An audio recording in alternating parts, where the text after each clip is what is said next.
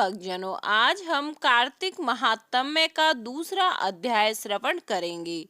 भगवान श्री कृष्ण आगे बोले, हे प्रिय, जब गुणवती को राक्षस द्वारा अपने पति एवं पिता के मारे जाने का समाचार मिला तो वह विलाप करने लगी। हा नाथ, हा पिता, मुझको त्याग कर तुम कहाँ चले गए? मैं अकेली स्त्री तुम्हारे बिना अब क्या करूं? अब मेरे भोजन वस्त्र आदि की व्यवस्था कौन करेगा? घर में प्रेम पूर्वक मेरा पालन पोषण कौन करेगा? मैं कुछ भी नहीं कर सकती। मुझ विधवा की कौन रक्षा करेगा?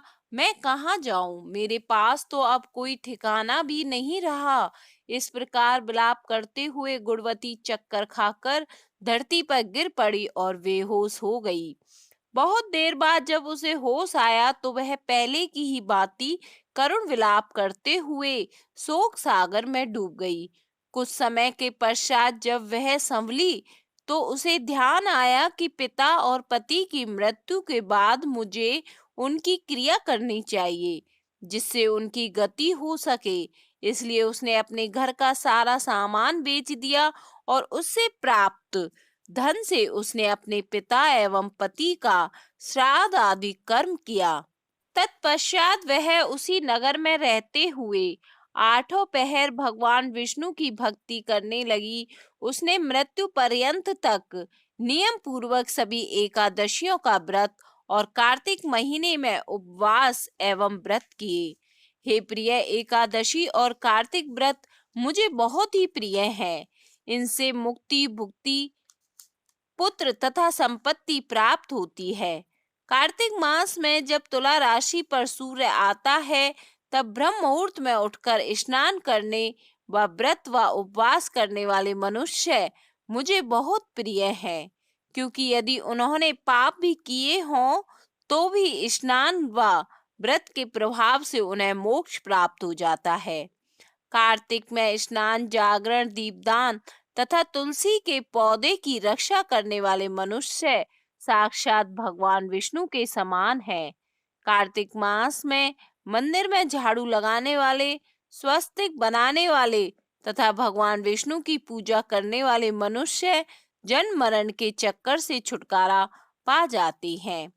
यह सुनकर गुणवती भी प्रतिवर्ष श्रद्धा पूर्वक कार्तिक का व्रत और भगवान विष्णु की पूजा करने लगी।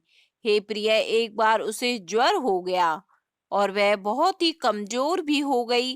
फिर भी वह किसी प्रकार गंगा स्नान के लिए चली गई। गंगा तक तो वो पहुंच गई, परंतु शीत के कारण वह बुरी तरह से कांप रही थी। इस कारण वह शिथिल हो गई। तब मेरे दूत, भगवान विष्णु के दूत, उसे मेरे धाम में ले आए। तत्पश्चात ब्रह्मा आदि देवताओं की प्रार्थना पर जब मैंने कृष्ण का अवतार लिया तो मेरे गण भी मेरे साथ इस पृथ्वी पर आए, जो इस समय यादव हैं। तुम्हारे पिता पूर्व जन्म में देव शर्मा थे, तो इस समय सत्राजित हैं।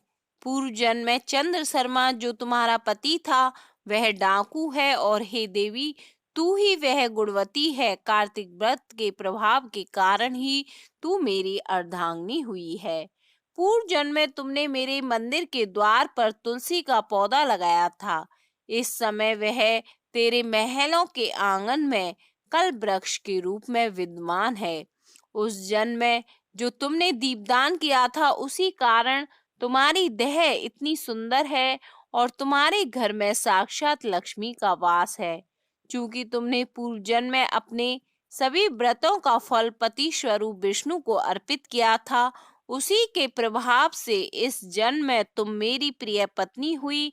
पूर्व जन्म में तुमने नियम पूर्वक जो कार्तिक मास का व्रत किया था उसी के कारण मेरा और तुम्हारा कभी वियोग नहीं होगा। इस प्रकार कार्तिक मास में व्रत आदि करने वाले मनुष्य मुझे तुम्हारे समान प्रिय हैं। दूसरे जप, तप, यज्ञ, दान आदि करने से प्राप्त फल कार्तिक मास में किए गए व्रत के फल से बहुत थोड़ा होता है। अर्थात कार्तिक मास के व्रतों का 16वां भाग भी नहीं होता है।